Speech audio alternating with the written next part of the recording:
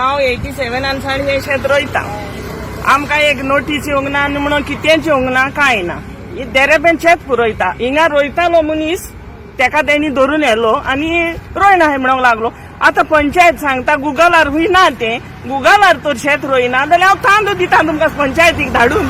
पळया तुमी खंय गुगलार तुमी येता वयता इन्या तो सरपंच सांगता रोयना म्हणून. आमकां हुंय पंचायत सांगता हे तो पंचायत हुंय तो बांदता तेका हुंय पंचायत बेसमॅनान आहा. बेसमॅनान पंचायत आहल्यार जाली कितें तुका एसी ना तूं येयलाय काल.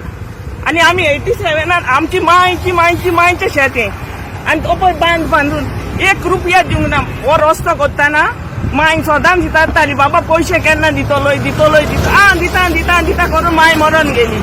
1 रुपया आमकां ह्या रस्त्याचो दिवंक ना. आतां तुमी शेतां खाता आमकां उपाशी दवरून हे पंचायत जायी कोणाक सांग. तो सांगता सरपंच पंचायत हुंय बेसमॅनान आहा. तो म्हाका दिसता भायले भुरग्यांक घेवन हिंगा राव घेवपाचो आहा. अरे पिश्या पंचायतीन अद्द्यावर काम करता तुमी.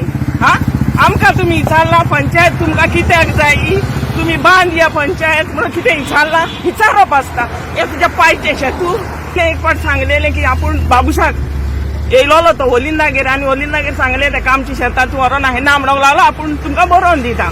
बरोवन दिलेले पेपर पासून आमकडे हा जाणा. आतां म्हणटा हें कितें गो हें कितें म्हाका रोडाक येता हिंगा पळोवपाक जाणा.